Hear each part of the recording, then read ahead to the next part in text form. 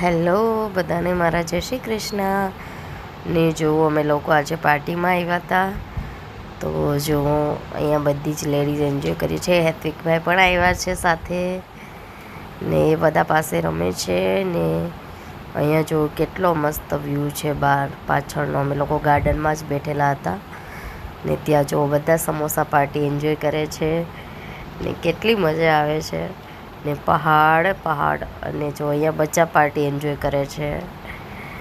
તો અમે બધા વ્યૂની મજા લઈને નાસ્તો કરતા હતા અને જો અહીંયા થોડુંક પાછળ ફાઇટિંગ હતું તો એ લોકો ટ્રેનિંગ કરતા હતા, એ પણ લીધી ક્લિપ. અને અહીંયા જો પહાડ નકરા વ્યૂ જો કેટલો મસ્ત વ્યૂ છે અહીંયા. તો અહીંયા નદી પણ એટલી મસ્ત દેખાતી હતી ને પહાડ ને સનસેટનો પણ ટાઈમ જ હતો તો એ પણ ક્લિપ લીધી છે થોડી. ને હવે જો બધા લેડીઝ અમે ઘરે જવાની તૈયારી કરીએ છીએ.